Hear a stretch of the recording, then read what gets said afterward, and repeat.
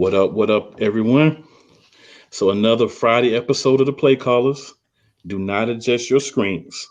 You do see beside me two gentlemen that you actually did see on last week, and that would be this guy, Tyler Ingram, and on the very end there, the world renowned Couch Coach.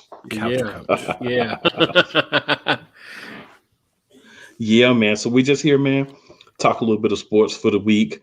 Shout out to my co-host. He wasn't able to be on this week as I wasn't last week. So I figured let's run it back, man. We had two Yeah, guys that really brought some Yeah, stuff to the show last week. yeah, So let's do it again.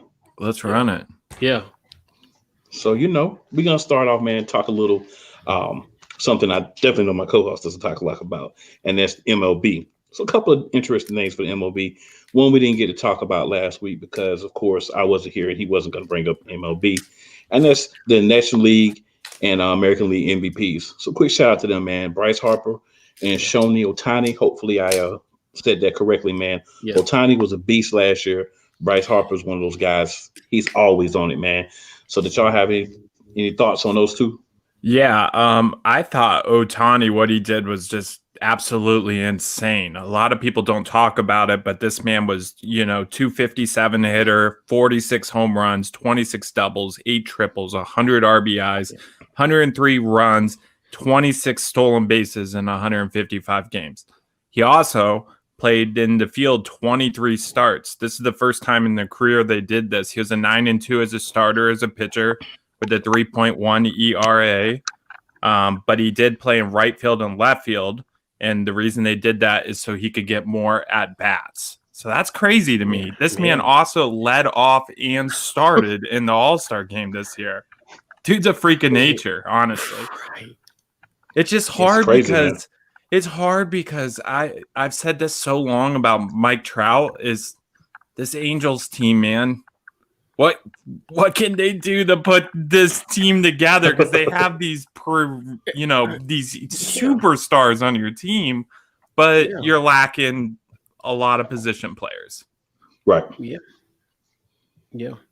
Yeah. Tony was everything. He's like you said, you talk about Trout.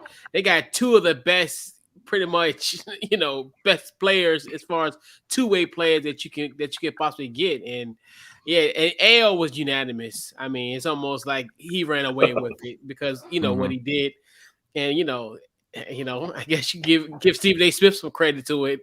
Kind of it's like a little disparaging against him in the summertime, and and just pretty much got himself to that form. And the NL is kind of like kind of iffy, but I mean, Bryce Harper did deserve it as well. You had other guys. This race wasn't as a runaway like the other one was. Yeah, the NL. Let me see. Yeah, with Tatis, because Tatis was one of the finalists.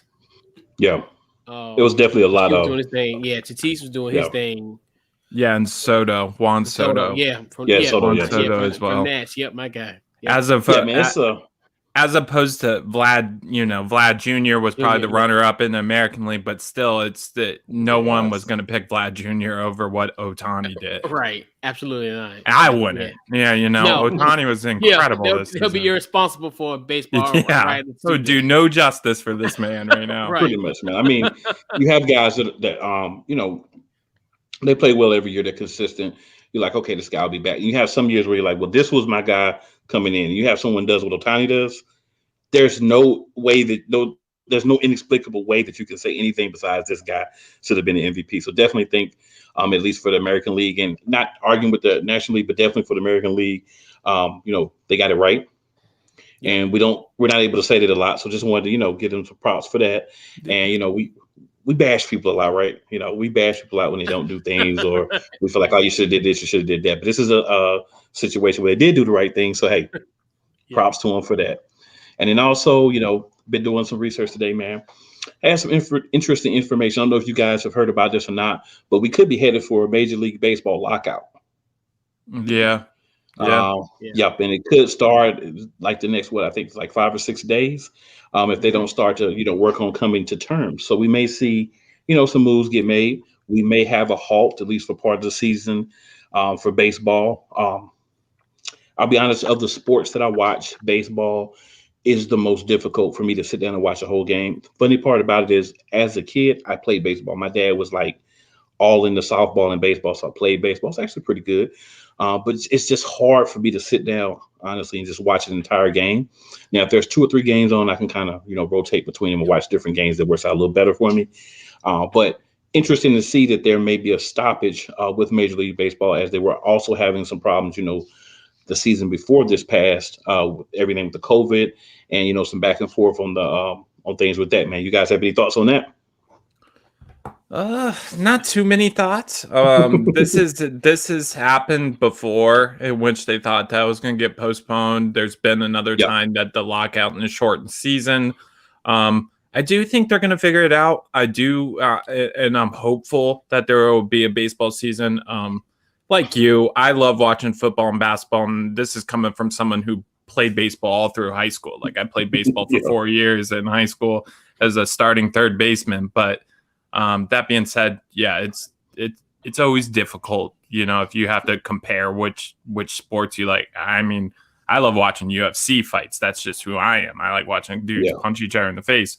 But yeah, I hope they can get it figured out, especially after the season they had. Like, all respect to Cool and the Atlanta Braves, they finally got over the hump, this year. It was a success. Yeah.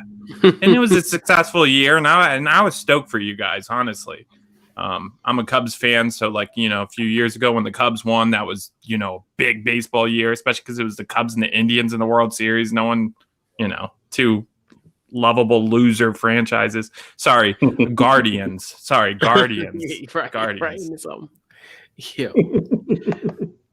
But yeah, I think MLB will take care of business. And I really was very kind of leery about last year. I definitely thought for certain they weren't going to have because it really came down to the 11th hour in that predicament. Yes. But I think they'll get it done. They do got time to kind of get everything kind of ironed out. And if you're a player, get as much as you can. This is your time to, as far as the leverage will be in your hand, because you are the product. So take a cue, NFL, NBA, when it's time to go back to the table. And so also remember, you are the leverage. I got one little thing to say. It's baseball related, but it's off topic. Ronald Acuna Jr., he signed an 8-year deal this year. Wander Franco, he signed an 11-year deal this year. Tatis signed a 14-year deal. And Bobby Bonilla will still be getting paid through 2035. After all those contracts crazy. Are over. And that's crazy. So smart. I love it. Yeah. Hey, I cannot knock that man for what he did. You can't hate that man for getting paid every year. You love it. Yeah. That's how you want to do it. Crazy. It's just so crazy when they put it in like a meme for you, and you're like, these are dudes who are getting these 14-year contracts. Like, he got a 30-something year contract. That dude is going to be being paid when we're in the old folks home. He's still going to be getting paid. Yeah. It's crazy. It's crazy, man. It's wild. But yeah, that's always a good point, man. It's always nice to slide it in there anytime you're talking baseball, because I know. Why not? Of course. Right? Of course. Yeah. Moving on, guys. So we didn't get a chance to talk about it last week. You guys were a little football centric, but the Kings did fire, Luke Walton. Thank God. That should have been done a long time ago.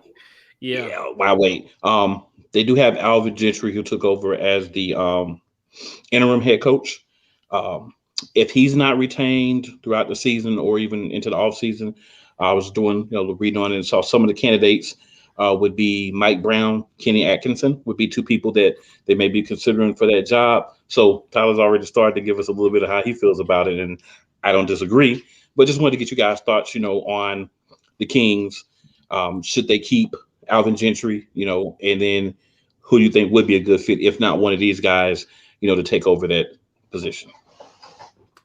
Well, I definitely think it's a good thing that, they got rid of Luke Walton. I'll start with that. I think that's the right move. I don't think he was, I didn't like the hire originally anyway. So I'm glad he's gone.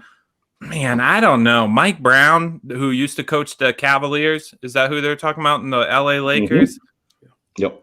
I don't know, because that's, You're talking about a guy who doesn't know how to work with rebuilds. And not saying Sacramento isn't like getting closer. They have a lot of talent. I like that Kings team, but they're not a Western Conference contender yet. So Mike Brown, I don't think so. Who would I hire?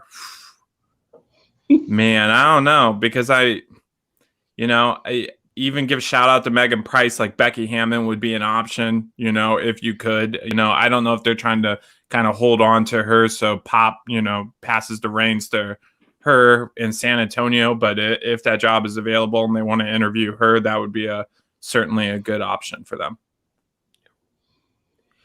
Yeah, and honestly, I who I would like? Kenny Atkinson. I think what he did and with Brooklyn situation, because you gotta remember, they were almost just as bad as when it came to Sacramento. Because you think about it, they ain't had those picks that was still a part of that Kevin Garnett deal and Paul Pierce. Yeah. You look at just the development of guys like Spencer Dinwiddie, Caris LeVert, who were who pretty much blossomed in his system, and he got like a mix of those type of guys here where. I mean, he could do something, maybe turn De'Aaron Fox into an all-star. And the thing with them, I think they really need to like kind of clear house and kind of reevaluate their depth chart. Because you got a couple of guys that are like eerily the same, like Halliburton. And I'm like, he's there, and I'm like, it's almost like I feel like they I hate saying this, but it's like not wasting their talent, but it's just almost like it's going to remind me like Boogie Cousins. Where it's like you will get his best years there, and then he's gonna go somewhere else and kind of fizzle out. I look at them, and I definitely think with them, it's probably Kenny Atkinson. I think he'll be the best for him, and then especially he'll be probably coming off of the heels of maybe a potential NBA championship, so his price could kind of go a little bit high.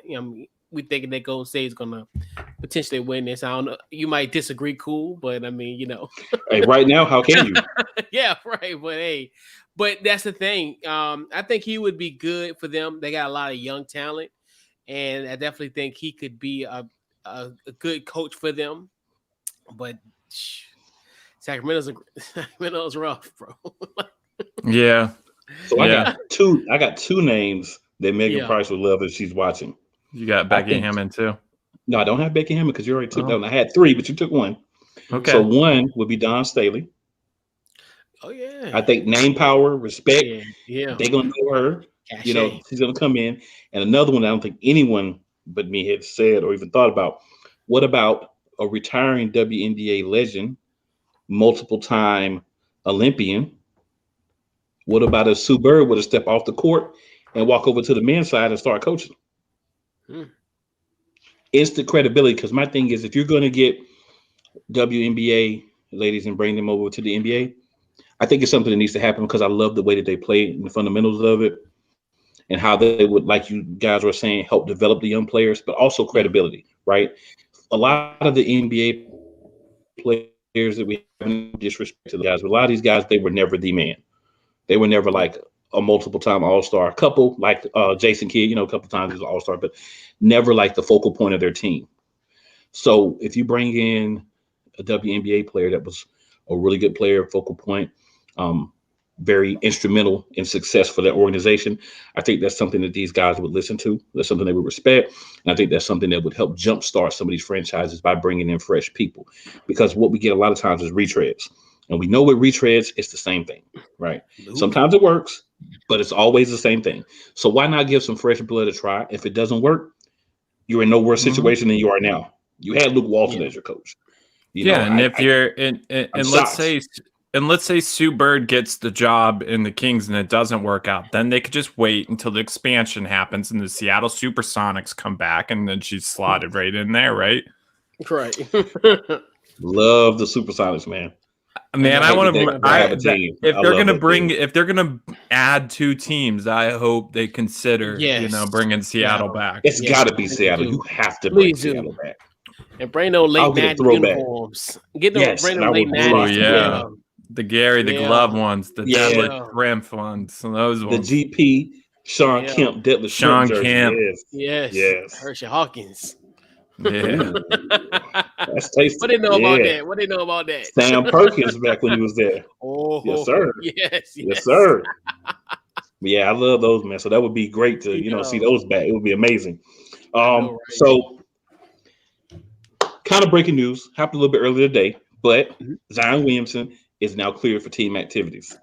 So we finally get a chance for Zion Williamson to get himself in shape. Mm, I guess my question to you guys would be, obviously we don't know all the details as of yet, but my question would be, how many weeks do you think it's going to take before he can actually see the court? Because he's just being cleared now, and we know by looking at this man that he is not in basketball shape. Yeah. Coach, you go first on this one. I seen that man I swear I seen that man at the USC and UCLA game. What was like last week or something like that, bro? I thought he was like playing like right tackle for like USC. I was like, dog, that cannot be Zion Williamson. And then Yeah. I was like, now I don't know. It's probably get he. I'm gonna say by at least by the first of the year, and that's if he like really like can get. It's got to be like an immediate like fast because there's no way like when I seen him, I was like, oh my god, this can't be Zion. Like it's funny. I seen the a few weeks ago when when Charles Barkley made the joke if me and Shaq had a baby. But he got bigger then, and that was maybe like what I'm saying. So it's just Yeah, that's like probably about a month ago. Yeah. yeah. It's So it's weird just that like they announce it. They announce it like right after Thanksgiving when we all know that Zion just got bigger, right? right. So that's another thing. It's a holiday I season am. in itself. I'm kind of hesitant on when it could happen. They announced it, and I was thinking he probably ain't gonna go until after All-Star break. Like I don't know if he's gonna get in shape fast enough. I know the Pelicans need him because that team is ailing and they need to sell tickets somehow. So I know, and yeah, it's gonna be the first of the year. I don't know when, maybe like January in the January, maybe February. Might like you said, might be pushing All-Star because I mean, listen, all of our colleague on the NBA carousel, Mark Balfe, we got to get Zion there for him. He's a season ticket holder for the Pelicans, so yeah, got to get him in the seat, man. He's probably just taking nights off now. Like, I don't know if I want to go see them against the Suns. Right. Yeah, that's kind of tough right now. Right. So I'm gonna say, I think we're gonna see him by Christmas Day. Ooh, or whatever. Is he playing Christmas? Are the Pelicans playing Christmas? And I'll tell you why. Or whatever. I have to look at the schedule to see or whatever's close to that, like that time frame. And the reason I say that is, you kind of laid it out for me, Tyra. They have to get the tickets. Zion has to play for them to get the tickets. I think what we're going to see is what we saw last year when he started playing, or the year before last when he actually started playing later in the season. I think we're going to see minutes restriction because I think you have to get him in the game and you have to get him healthy. You have to get him worked into basketball shape. But I think the best way to do that is to have him play. Right. So it may not be but 15, 20 minutes a game, just to, kind of like what they were doing with Anthony Davis the last couple of games when he was sick. But just have him play in some spurts, help him get, in shape, and then have him working out and doing things on the days off. My biggest thing with Zion, though, is, and I don't think it's necessarily all him, right? Because you're supposed to have a team around you. So whereas, you're getting close to returning, whereas okay, let's go get a dietitian for Zion. Let's go make sure that we're getting him the right proper meals. He can't use the foot to do things, but let's start working on other parts of the body, things you can do to get yourself in shape. I mean, it has to make something happen. Witty Flow, what's going on, man? One of our longtime listeners. So appreciate you hopping in and watching us, man. Appreciate the comments and feel free to jump in. Anything you want to add, man. But my thing with Zion is just that team. Like, you should be working other parts. I get you can't work your lower body, your leg, or whatever due to the injury with your foot. But, there's things you could have been doing, and you're kind of starting from, it looks like ground zero. So that's going to be detrimental to you, right? It's going to hurt the Pelicans, of course, but detrimental to Zion in the long run. Because if this is a guy that can't stay within that playing rate of about 260 to 280, if he can't stay in that range, and that's going to be a problem for the organization, and that's going to be a problem for him and his body long term, because you're not going to make it in the NBA if your body can't take the toll. So, man, I really want him to be successful because I like what he brings to the game, and I think he's a whole different kind of athlete. But he's got to want it more than anybody else. And this is saying a lot from a North Carolina Tar Heel, Cool McCain. Exactly. So that is saying a lot. Yeah, I agree. I also feel for the Pelicans, right? Because they get Anthony Davis. They have that situation. He starts sitting out games. They have to get rid of him. And then they go into that draft lottery, which they had like the 6th or 7th highest odds, and they win the draft lottery, right? And then they get Zion. They think everything's coming back to form, and now they run into this hurdle. So, I feel for them Pelicans right now, man. They can't get over the woes right now. And like you said, it's an organizational thing where it's like you're saying, you feed these guys day in and day out. Like, so to me, it's like, hey, you need to find some kind of way. Maybe if it's something that's like Zion is, struggling with, maybe I know, it might be a sweet addiction. Make some form that kind of help him in that regard. Like you said, it's you have like chefs and because you're investing everything in this. Right, you have nutritionists, you have everything. All that type of stuff. We look at the NFL, you can feed 6-something guys on a football team. You can damn sure feed 15 guys on the team. Like, it's a lot easier to give him somewhat of a personalized meal plan. But yeah. Right, Bob. Also Chris Paul too. Yeah, they did go through it with Chris Paul too. Absolutely. All of it, right? It just looks like something's. I don't know. Yeah, maybe some voodoo on the team down there, man. I don't know. But, yeah, that's crazy. I wanted them. I remember when they renamed the team the Pelicans, and they were like asking people on ESPN like for name suggestions, and the Pelicans won. I was so upset that they didn't go with the Skeeters. I wanted them to be called the New Orleans Skeeters, like the mosquitoes. Thought that would have been so funny. It was one of the options. It was one of the 4 options. So I will say this, man.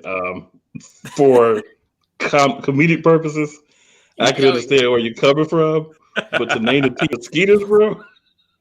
They went with the state bird. They were smart. They went with the state bird. So yeah, the Skeeters, bro. That would have been real wild.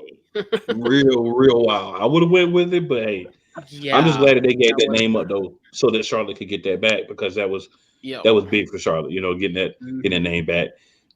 Yeah, so. Yeah, crazy thing was Zion, man. But another thing we wanted to talk about that I'm reading on in regards to the NBA, Frank Vogel. So, he's sitting at 10-10. There's a little rumblings that he might be on the hot seat there. Personal opinion. I'm going to just go ahead and say what I got to say real quick first on this one. He's not even really the coach. Yeah. You know what I'm saying? So, LeBron's the coach. Let's be real. So are you going to really fire this guy because they're 10-10 when LeBron's been hurt? And we all know LeBron's really the coach. So how is he on a hot seat at 10-10 when he hasn't had the coach with him for half of those 20 games? That's all I'm saying. Oh, the seat might be hot because the coach don't want the coach to be there. It could be.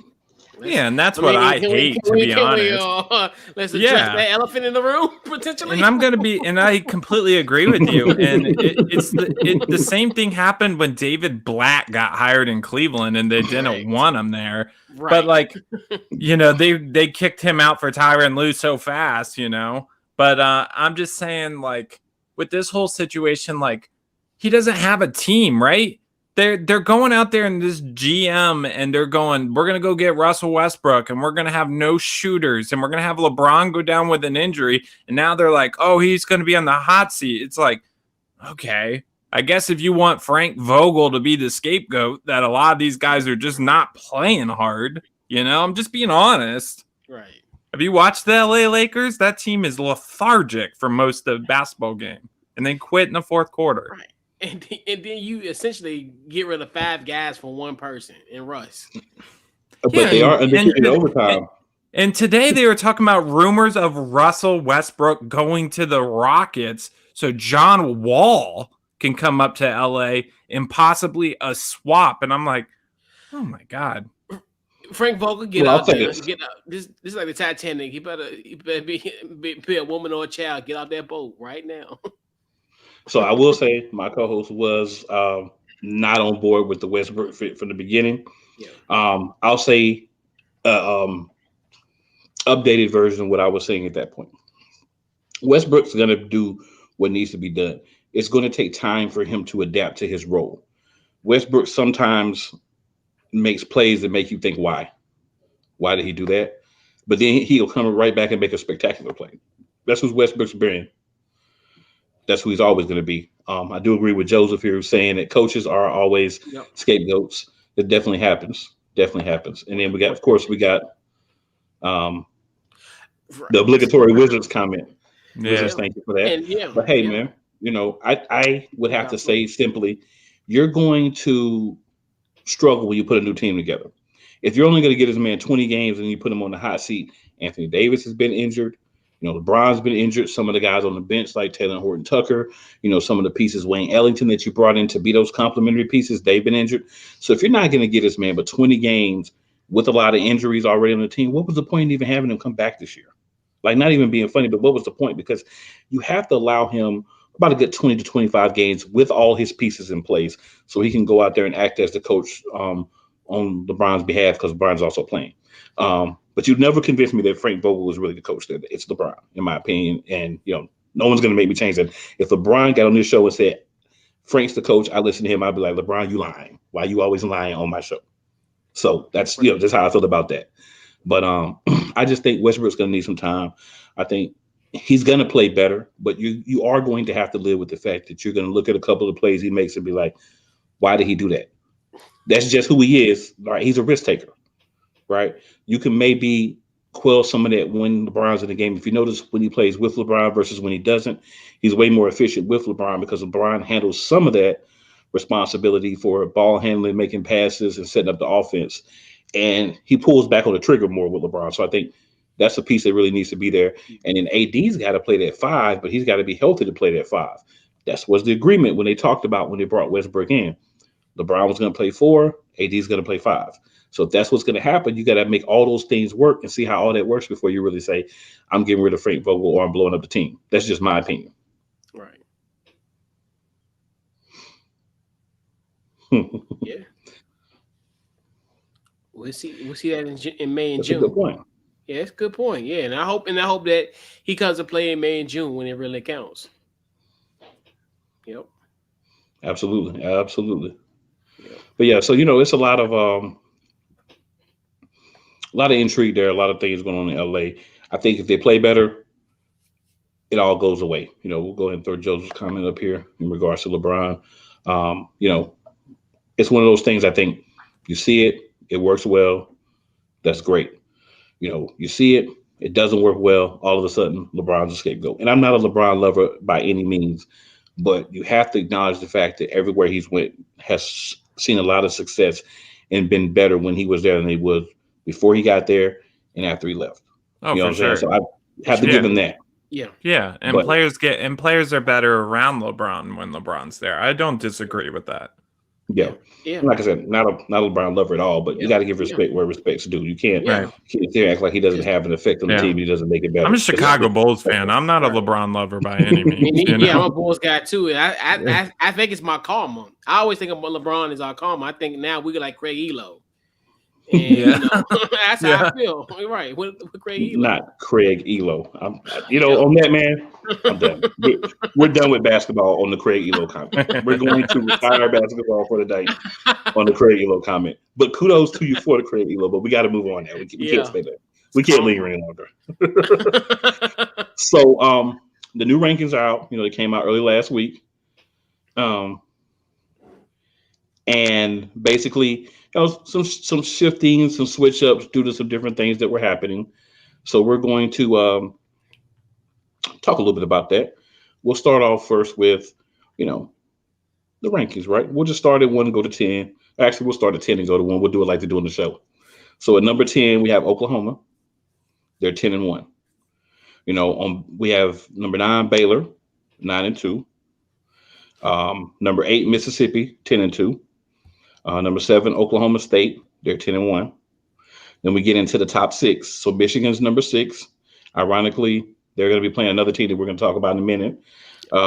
Notre Dame is 5. They're at 10-1. Them in Michigan. All right, sorry guys, I got to do the housekeeping real quick. There we go.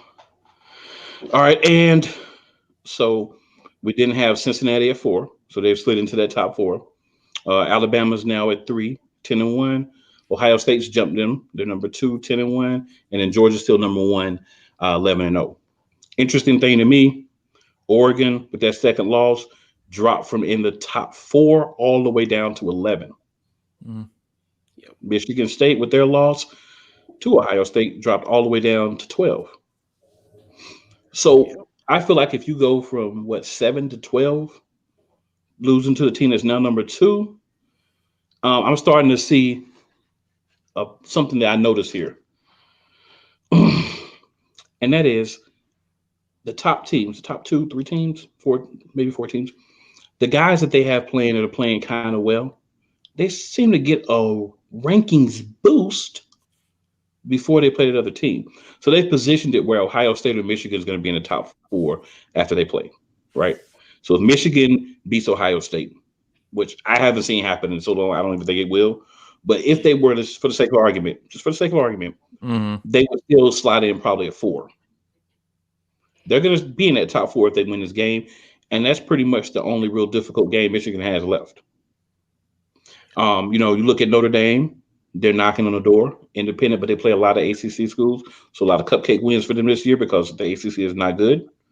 ACC fan, but the truth is the truth. They're not good. Yeah. Cincinnati slid into that top 4. We'll go ahead and throw up my co-host comment here. I'll get y'all opinions on that in a minute. But just in the Alabama dropping was interesting to me as well. Them moving down 1 spot. It's not a big deal, but just interesting that they've, after all these weeks, Alabama hasn't done anything differently, but all of a sudden now they're 3 when they've been 2 all those weeks. So just, kind of interesting. So, be lovely to hear you guys' thoughts on this. And also, of course, my co-host comment, which I completely endorse, so I don't need to say anything about it. Yeah, and we talked me and Couch, or me and Coach, we talked about Cincinnati last week, and we said that we are going to riot if Cincinnati didn't get in the top 4 this week. So I definitely endorse that comment as well. I think Cincinnati deserves to be in the top 4. I'm glad they are in the top 4. I think it's interesting Notre Dame anyway. Notre Dame is what, 6? 4, 5, right? They're 5. They are, but they're 5. Yeah, but Notre Dame's loss is to Cincinnati, so that's what's interesting. Like Notre Dame kind of wants Cincinnati to win out because Notre Dame wants to slide in there, with that loss, and then they are probably rooting. I don't know. They might be rooting for Michigan this week against Ohio State. Yeah. Of course, JJ. We're on the same page on that one. Yeah. Yeah. But yeah, I'm telling you, what this really set this up for is for Notre Dame to make the Final 4. I'm telling you, it's just going to happen. Because what's the committee gonna say?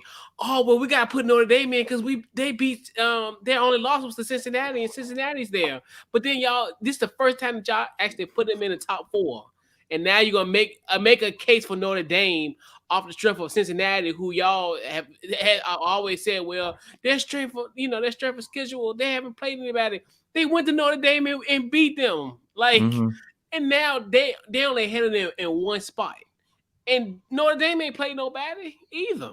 So well, we don't know that Notre Dame. Like, I have more confidence in Cincinnati going and win. Like they beat. Right. I think they beat the crap out of East Carolina today. At least they were up 21-3 when I looked at it. Right. So like they're probably going to win this American Conference. And Notre Dame, we don't know that they're going to win the ACC championship. They definitely could choke. Well, remember, they're not in it. That was just last year. Oh, that's right. They're back independent. That's right. That's right. And they're not even going to be in the championship game. Right. Yeah, see. So next week, they sitting back relaxing while everything else self-destruct.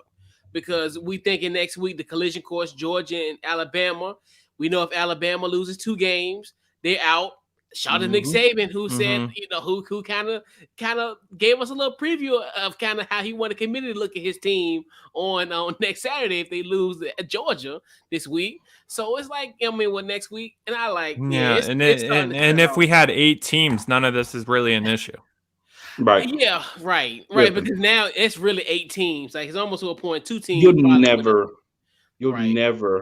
ever have me argue about 8 teams ever. Yeah. I believe there should be 8 teams implicitly, quickly. Yeah, They and need to go people ahead tell and make me that happen. and people tell me all the time 16, 32, 64. They go on these lists and I look at it as steps. Yeah. You know, what should the next step be for the college football system? I think Mhm. 8 teams, you know. Oh, Yeah, absolutely. and I mean, yeah, bad. Yep. because And you it's would have different. 4 great football games that is going to do great for ratings, that is going to do great for advertisements, that's going to Yep. generate a lot of money. Money. Yeah. Yep. And these And are great games. These are like you get more, it's basically watching more bowl games to find out who the champion is. You know what I mean? and Stevens' point, and I'm telling you, if that Ohio State Michigan game is close, I think it was like 2017 where it was like 30-27. I can make a case for both of them making it, like potentially, and even I can see them putting in a 2-loss Michigan potentially. Well, see, here's the problem. Mm. I don't disagree, but here's the problem. Yeah, It's going to be some hard justification to right. put in a 2-loss Michigan team over a 1-loss Notre Dame team. Or Right. now Cincinnati. That's what I think. I think Cincinnati's like. I think what I think you're going to get, and it has to work out this way for everything to work. I think Georgia, Alabama. I think Alabama needs to lose. So that puts Alabama, then they have to drop out of that top 4. I think that would move Cincinnati up to 3, which I think is the highest they're going to go. I think you have Ohio State, Michigan winner. They're going to slide into that top 4. If that winner is Michigan, you may see Cincinnati at 2, Georgia at 1, and Notre Dame at 3. So I think Cincinnati success, Notre Dame is tied to that. Cincinnati needs to stay in that top 4 for Notre Dame to get there, because I think if Cincinnati loses, then you're going to open it up to what y'all are saying. Maybe Alabama with 2 losses still gets in. Maybe, Ohio State or Michigan loser still gets in. So I think you open up more things if you do that. But I think if Cincinnati wins out, which they should do, and stays in, then I think that makes the argument stronger for Notre Dame as the 4th team, because it'd have to be under Cincinnati. But the way the committee's doing this year, they could end up at 3 and Cincinnati at 4. But I think they'd have to be under Cincinnati, and Cincinnati would need to stay in the top 4 for that one loss that Notre Dame has to them to be a gem enough to where Notre Dame could be like, hey, we only lost to Cincinnati and they top 4, and they only have, and they haven't lost a game. So no one's beat them. Right. So that could slide them in. Yeah, it's like Oklahoma State messed up their own chances by losing that Iowa State game, right? Mm-hmm. Because if they don't lose that game, they're probably looking at this top 4 right now. Right. Especially if they beat Oklahoma, because that's only going to look like an impressive top 10 win, right, late in the season. But that Iowa State loss is going to keep them out no matter what. So yeah. But I'm telling you, next Sunday when the final rankings are revealed, oh my gosh, that's gonna be high drama. It's gonna be a lot of drama, I think, between what you said. I don't anticipate the hypothetical question. I think is a little bit much. I have not seen Michigan. They're gonna wake up tomorrow morning and they're gonna get blitzed by Ohio State. Right. It's going to start at 12 o'clock, and by the end of that game, Ohio State is going to have won that game by 20 points. Right. And then they need it for style points, because if they see, and that's like you said, like the cool point where Michigan got bumped up kind of weirdly, because you think about it, their value should have went down, especially after their only loss was the Michigan State, who got demolished against Ohio State. Yeah. So it's like make it make sense, but I understand it, because to intensify the game. So right. I think if it's a situation, because then what's going to happen to the committee? Oh, well, Ohio State beat this team by 20 points, a top 5 team that shouldn't even deserve to be in there. I'm telling you, that's going to be the justification. That's what the committee going to say. That's the SEC justification every year. It's literally going to be like fingernails on a chalkboard when they make when you hear their quote unquote analysis. It's going to be like fingernails to a chalkboard. I've heard it, and it's going to annoy me. So to my co-host as well as JJ Joseph's points. Well, they played in the bowl game last year.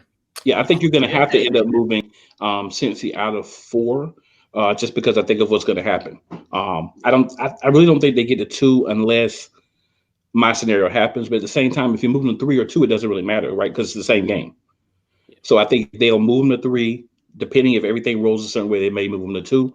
They'll never put them at 1, even if Georgia loses. Georgia will probably stay number 1 if they lose. Right. To be honest with you, just how it goes. But I think that it's going to be interesting to see once the playoffs start, if Cincinnati's in that top 4, to see whoever they go against, and if they win that game, who they go against for the national championship. Well, I honestly, and they're scared if Cincinnati wins. They are that the committee is so fearful that Cincinnati could win. Yeah, and if you're Ohio State and you're an Ohio State fan, you should be fearful that you draw that matchup and you lose. Let's say that happens, because then you fire Luke Fickell. He went over to Cincinnati, where they are not getting any of the recruits in an interstate battle between the Big Ten champion and the American champion, and Cincinnati beats them. Man, Ohio, tough offseason as a Buckeye. I'll say that. Tough offseason. Yeah. And I don't know, cool. We both from the South, and have you heard that phrase of putting the cart before the horse? Mm-hmm. Because Ohio State do got a situation next week in the Big 10 championship, so True. That's another thing too. Where I'm telling you, man, next week is going to be interesting to say the least. It's going to be so many scenarios that can play out next week that it's going to be a crazy. And like you said, and even the team that you would think in all seriousness would have pretty much the spot that's most comfortable, Cincinnati, we don't even know they're going to even be in there potentially. Mm-hmm. Yeah, like it's crazy. Like it's crazy. And I see Joe's comment here too. I just can't buy Georgia. I'm sorry, they get a quarterback. But I just trust I won't try to buy them. So are you saying you have Cincinnati to win the national championship right now, you think, Joe? Yeah, he actually made a comment earlier where he was saying that he feels like Cincinnati's the here we go. I'll put it up here for you.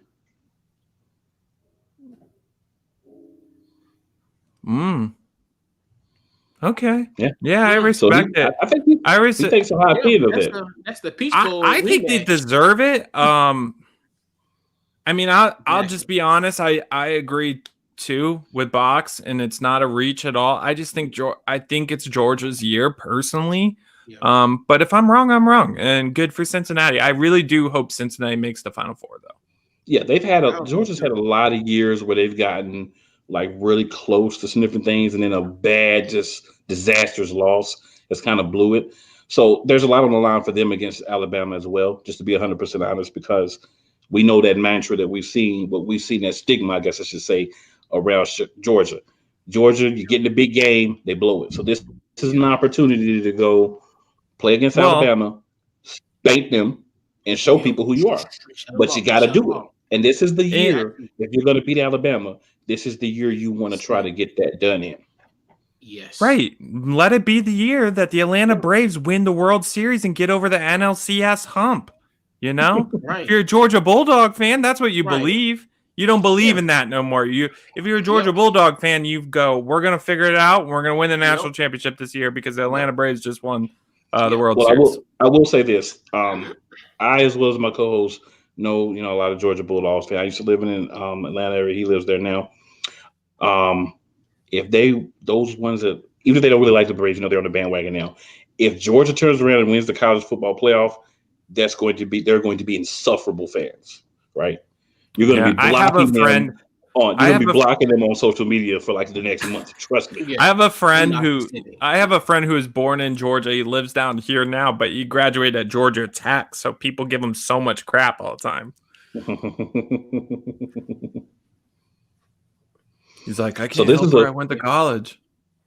Yeah, this is a good point here too. Georgia letting your guard down after beating Alabama.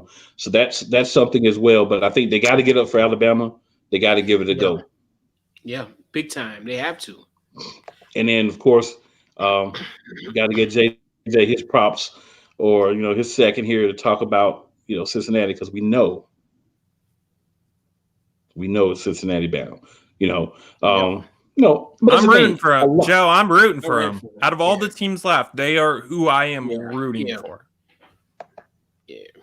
We need some and he knows new team. Yes, new blood. Yeah, we do.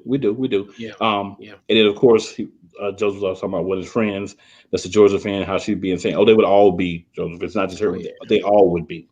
But yeah, man, it's much that we can talk about. I know who he's talking about too. Regarding college football in the playoffs.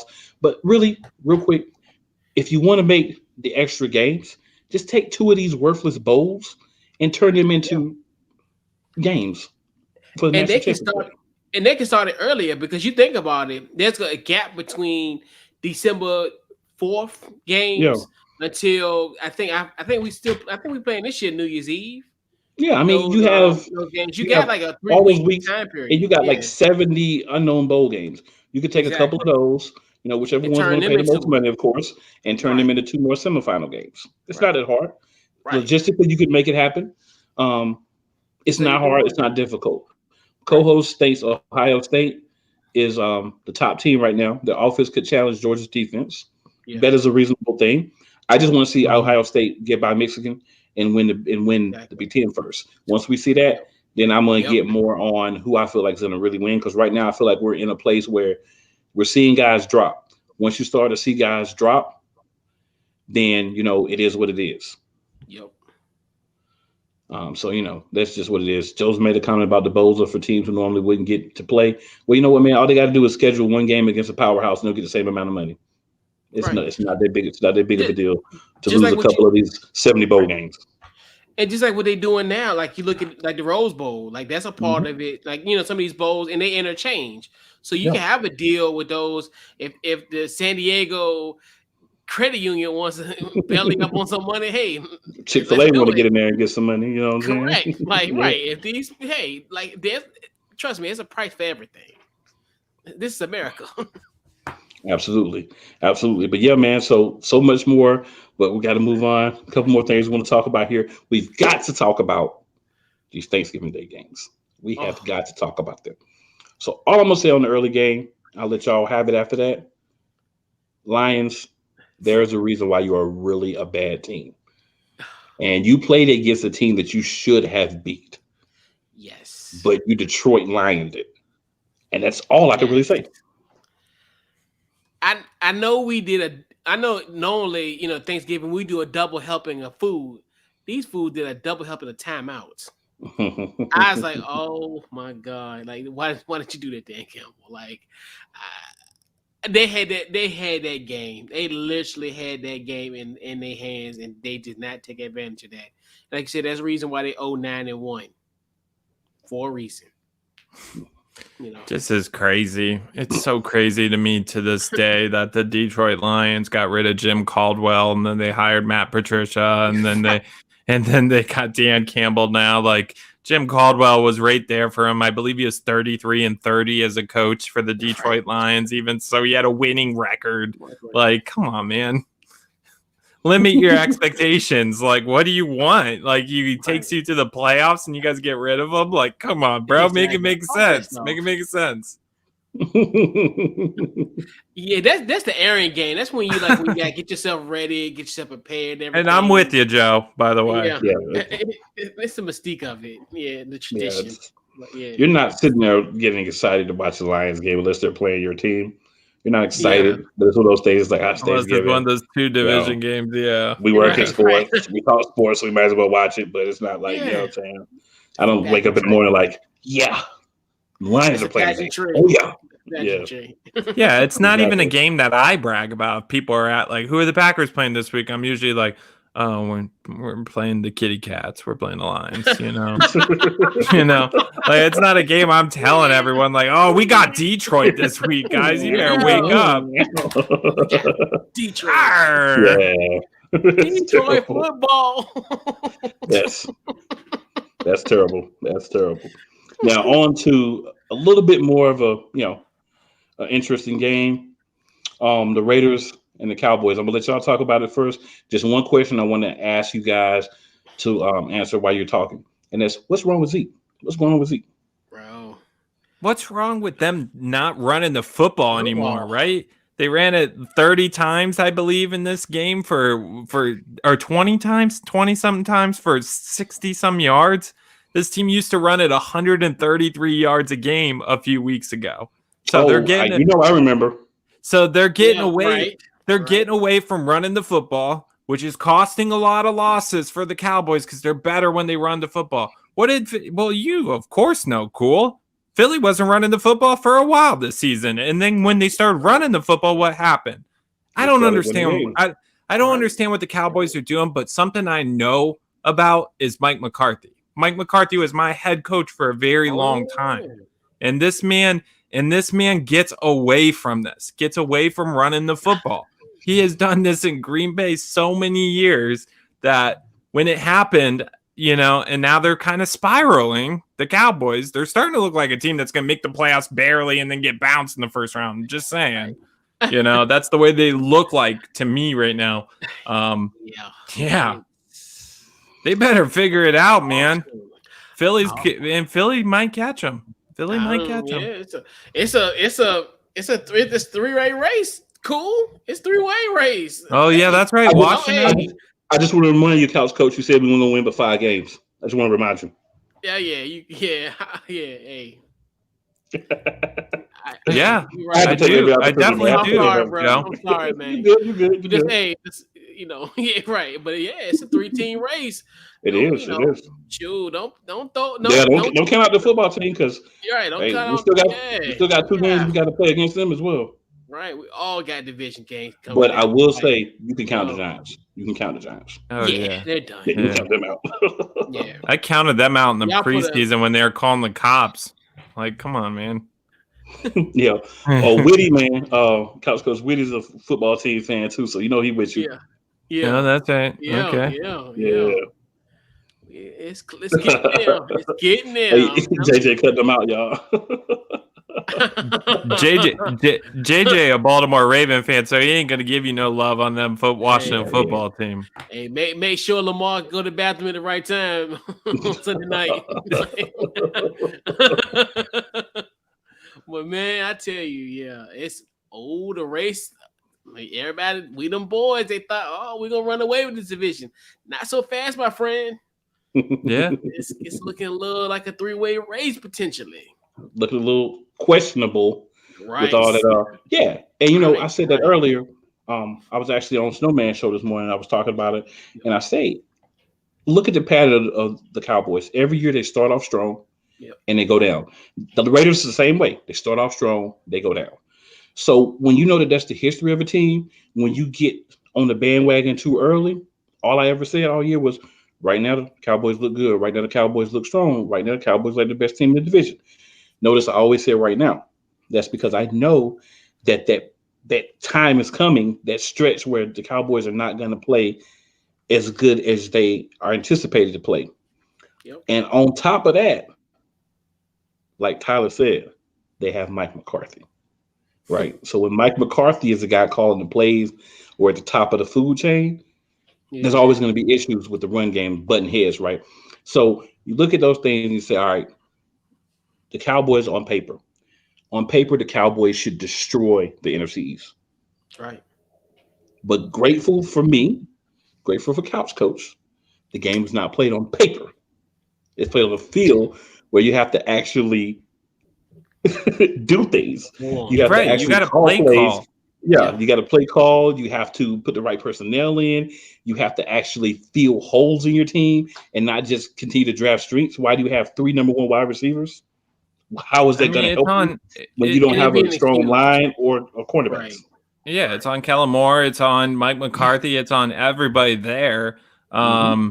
And then on top of it, you don't have an excuse anymore. You got Tyron Smith back this week for the Thanksgiving game. Like, if anything, you should be running him more.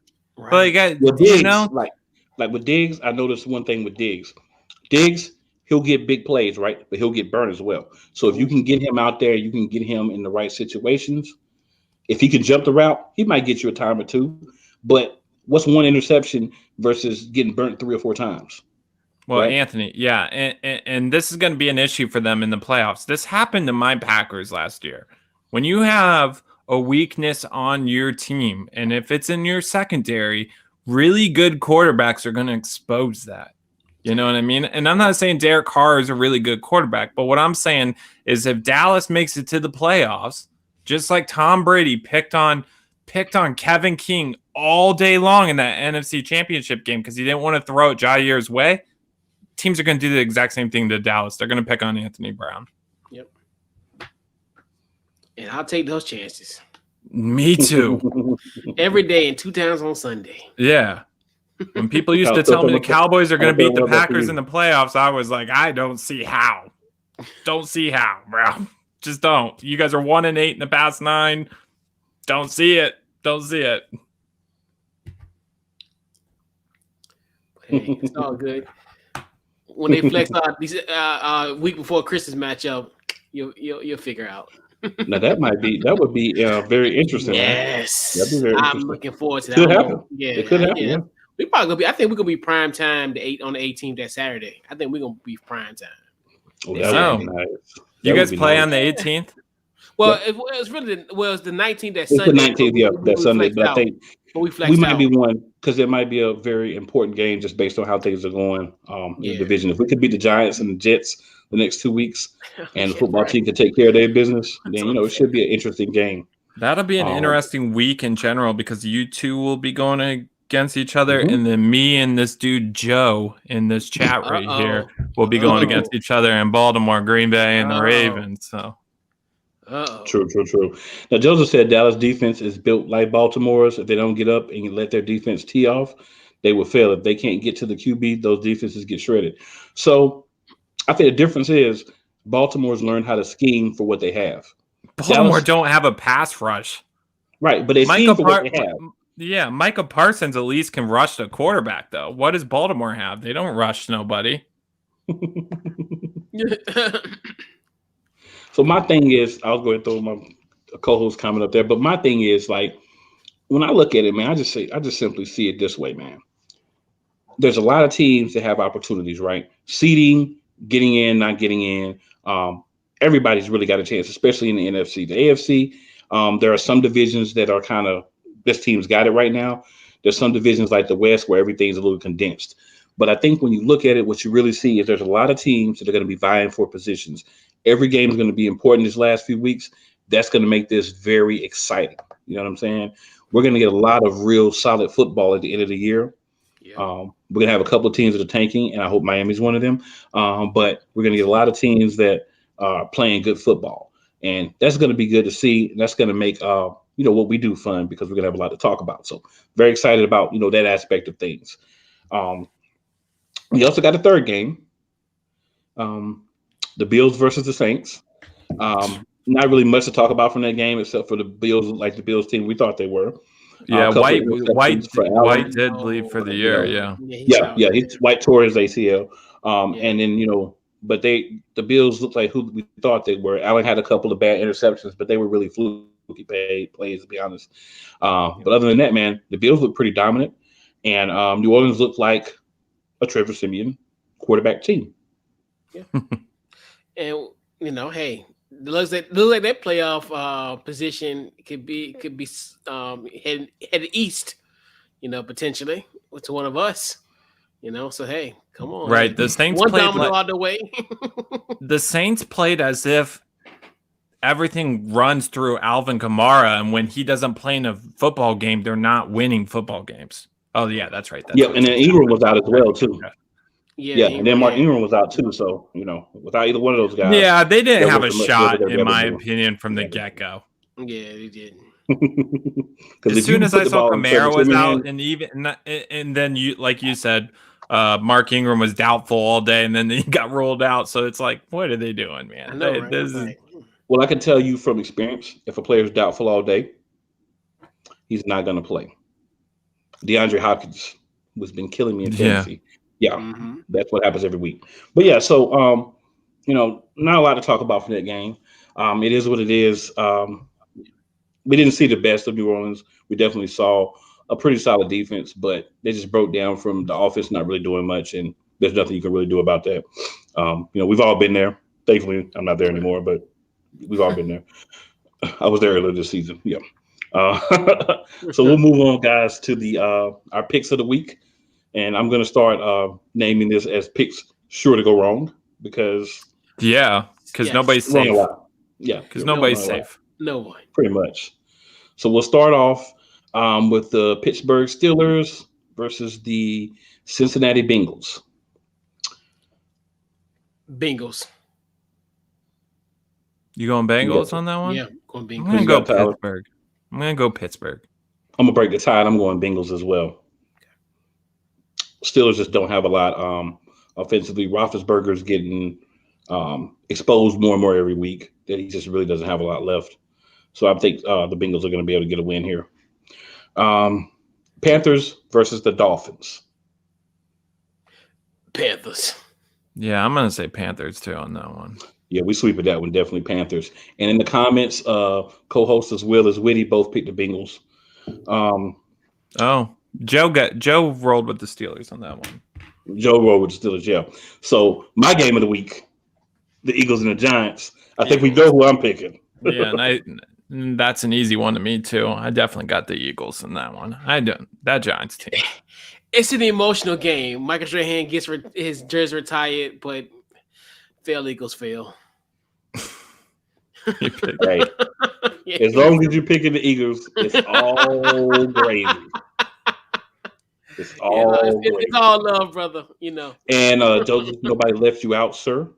I was commenting on who picked what we picked, and then Tyler hopped in and said your name. So it's all good. We were going to talk about your pick. So let's go back and say co-host picked the Panthers.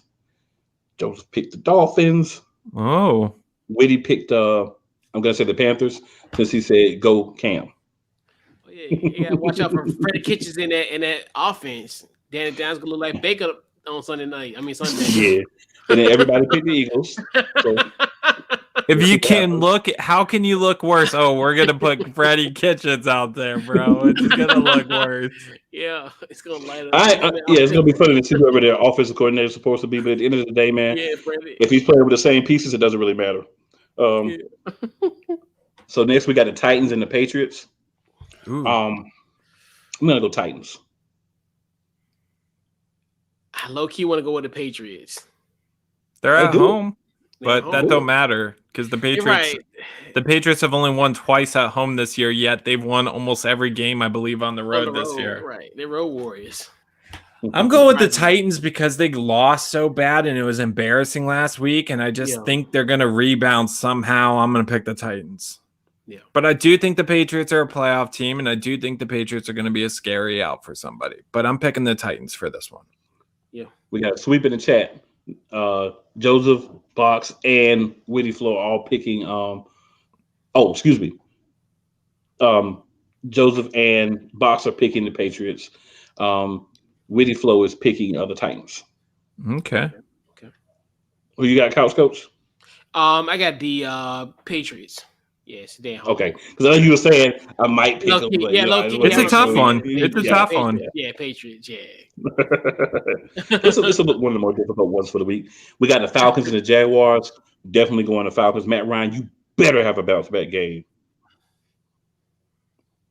Man, I feel like this could be that game that I mess up on somehow, but I'm gonna pick the Falcons. You know what? Call me crazy. Give me the Jacksonville Jaguars. Yeah, I'm not. They had these little fluky home wins, and this might be the right one. And Urban Meyer's going back to Ohio for the week. Real talk, Coach, man. This is not an easy pick game. Like, you know what I'm saying? We see the Falcons last week. This is not an easy pick game, so I think that you could be you could be correct. You know what I'm saying? Witty Flow has. What did Joe say? Jaguars. Joe has the Falcons because he thinks James Robinson is gone. James Robinson is not gone, sir. He is questionable.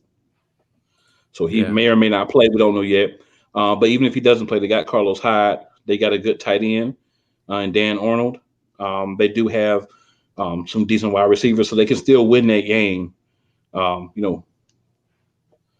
even if James Robinson plays or doesn't play. Either way, they can still win. And then My co-host says Jags, but anyone who watches is the real loser. That is very true. That is very true. Hey, This is one week where I would hate to be in the Atlanta market. I'm so thankful that we have so many ways to watch games in other areas because, yeah, I would not want to correct. see that game. Yeah, that's suffering. Don't really Well, want to see the Panthers and the they can Dolphins either. kind of listen. The Atlanta fans, the all sport Atlanta fans right now have a lot to be thankful for. The Hawks were good last year. The Falcons are rough, boo hoo. But the Georgia Bulldogs and the Atlanta Braves, like, You're good. come Right. on, you're You can, good, you can you're sacrifice a good. day. You can sacrifice You, 3 hours. yeah, you I wouldn't suffer do it. through that rebuild for a little bit. Like, come I on. would not do it. But hey, that's to each his own. To each his own. All right, we got Buffalo and the Indianapolis Colts. Excuse me, the Buccaneers and the Indianapolis Colts. Definitely Buccaneers. I am against the Colts every game this year. Go Bucks. Man, the problem is I think the way to beat the Bucks is to have a really good quarterback and have really good receivers because you got to expose that secondary. And what the Colts have been doing is they've been a truck and they've been a menace with Jonathan Taylor, right? He's had this crazy year, but he's running into a team that stylistically I don't think he will have the game that he's been having. I'm going to pick the Bucks. Give me Tampa. Yeah, give me Tampa. Okay. Box and Joseph have both picked the Colts. I'll tell you this: when Tyler said that he needed a team that they needed to have a team that had a great quarterback and great wide receivers, I'm like, oh, he's definitely not picking the Colts. Like that was the first thing out of my mind. Like he's definitely not picking the Colts. That was the first thing I thought about. I love what Taylor's done this season. Jonathan Oh, yeah. Taylor, he's been amazing. It's just at a certain point, certain teams are going to be able to game plan for you. And I think, Buccaneers have that personnel to game plan for Jonathan Taylor. Yeah. Mm-hmm. And then how do you stop a back like Jonathan Taylor? You run the ball and control the clock on your side as well. And Tampa Bay has a couple of backs that they can use to do that. Oh, I trust him against Jonathan Taylor. Jonathan Taylor hasn't ripped off every single game this season. Go look up his stats. No, yeah, definitely. No. But yeah, like you said, stylistically, you come across those matchups, and this definitely, could be one of those. But hey, if you want to pick the Colts, hey, more power to you. You could be right. Anything can happen this year, but I don't see it. All right, and then we have Battle of the Knots, the Jets at the Texans. This is probably the most pick'em game out there. I'm gonna probably say the Texans because I believe that what they can throw out a quarterback is a tad bit better than what the Jets can right now. And that's pretty much the only reason I have. I'm picking the Texans because they're running on momentum right now. They're coming off that big win last week. I think Houston's at home. I know my guy Jay Nelson is fired up. I'm going to roll with Houston this week. I'm going with the Texans too. Oh well, I'll be the one man band on this Allen. Give me the Jets. Zach Wilson. Everybody, the poster boy, the pre-algebra textbook in your 6th grade, is back. So hopefully, he'll I support Zach Wilson. I think he's gonna be all right. Give me Zach Wilson. Box and Whitty are going Texans. Joseph is going Jets. Okay. Joseph also wanted you to know, Tyler, that the Bills were a top-ranked rush defense, and he obliterated them.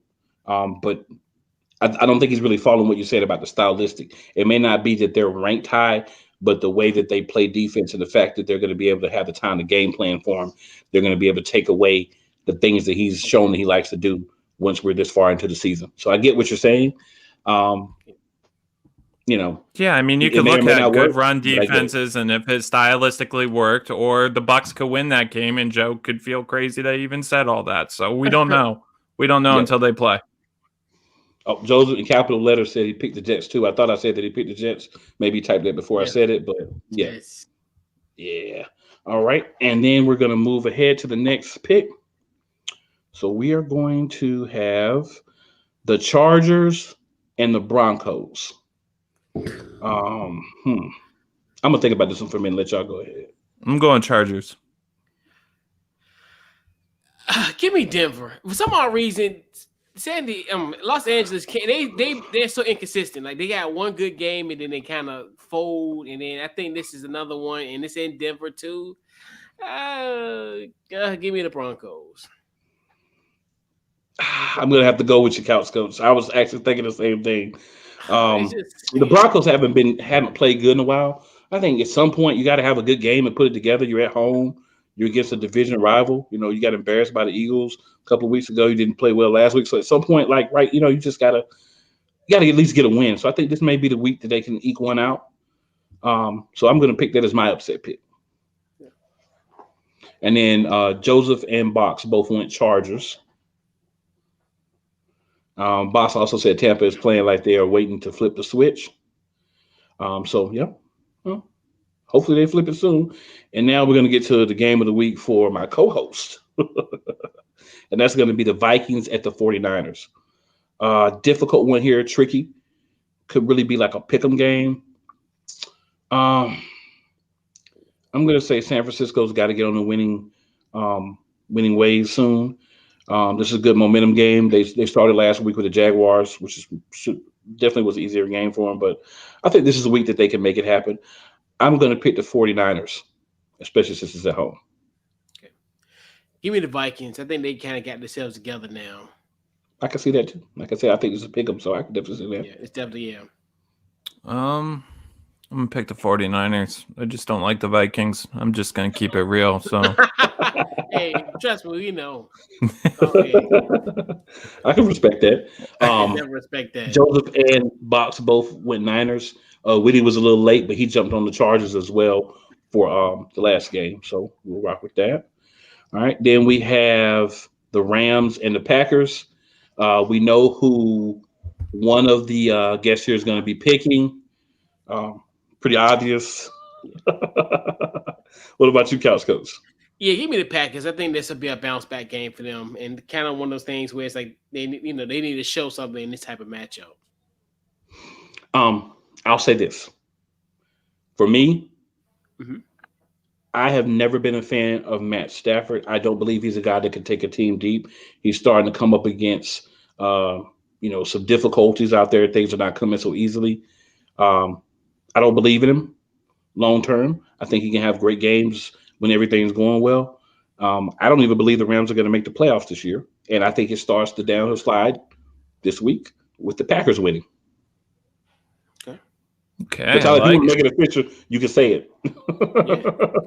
I mean, hey, it's legit, yeah. Because another thing I just want to mention about our game, like we will be missing Elton Jenkins on the line. That's a big blow for us. We lost him towards torn ACL, so that's going to hurt us a little bit.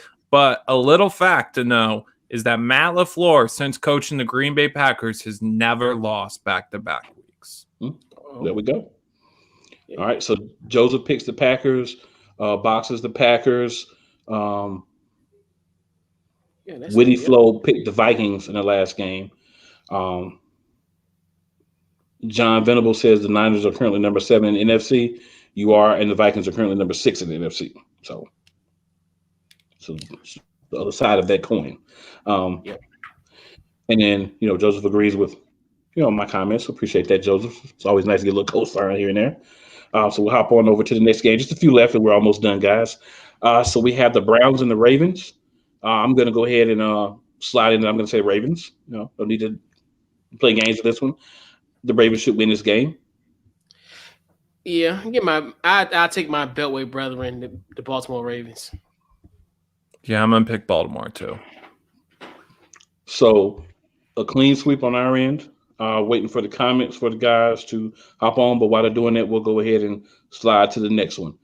So we got the football team and the Seahawks. And again, I think we know which way one of our guests is going to go, but we'll see. We want to lead. Well, you know me. And Tyler, you know the method to my madness. Give me the Seahawks. Because, hey, the last 3 weeks I've went against this team. So I'll just keep that way going, okay? I am gonna, Joe.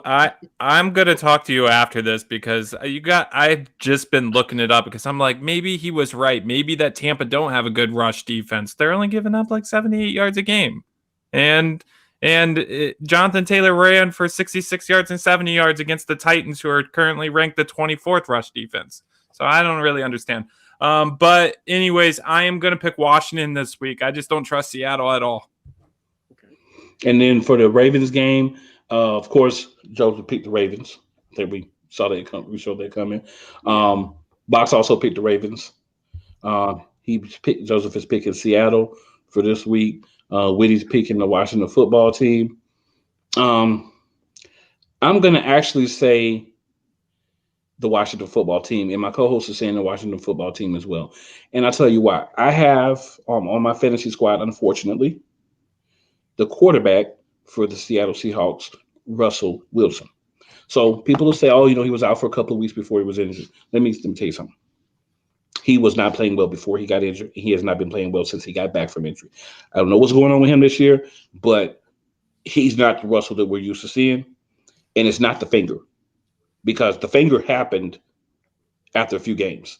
And I see Pete Carroll being done after this year, honestly. Yeah.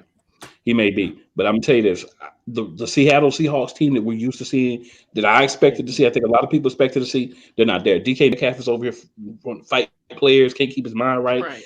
Arguing with Shannon Sharp. Bro, you got to focus on football. So I just think that Seattle's this is that year where it's just like, they'll still be decent. They still may make the playoffs, right? But they're just not the team they were. And I think Washington's got a little momentum. I think they're gonna go out there and take care of business, actually. So, I know it's crazy. I'm picking Washington, and Washington personally ain't picking Washington. But hey, it happens. Then on Thursday night, we've got the Cowboys and the Saints. I'm going with the Cowboys. I just think they'll, and maybe it's a trap game for the Cowboys. I don't know. But if Kamara's not playing, and I know that maybe he'll play in this game, but it is a short week, I'm going to pick Dallas. It's not a short week for Dallas or for New Orleans, I should say, because they got a week off now. But yeah, I don't care who's running the ball. Deuce McAllister, Reggie Bush, Alvin Kamara. New Orleans by 15. He said, Sir Reginald Bushrod. He went back to Reggie Bush. Oh my God! Yeah. Like I'm like you, Tyler. When it comes to my rival, I want them to be 0-17. I know people are surprised this week when I was like, well, I'm rooting for Detroit. They're like, well, why would you root for Detroit or Chicago? You don't like either. And I was like, well, I really hate Chicago. So, I would rather Detroit, like I really don't like the Bears. Like I was happy when Cool and them won and when the Giants won, for real. Yeah. Cowboys, I'm miserable. Yeah. It's like, it's for everyone. It's for Joe too. Like Joe is a Ravens fan, but Joe is gonna he'd kind of root for the Browns if they're playing Pittsburgh. You know what I mean? So right. I'm gonna go New Orleans. I believe that Kamara or Ingram are gonna be back, and if they have one of those guys in the backfield, then they're gonna be fine.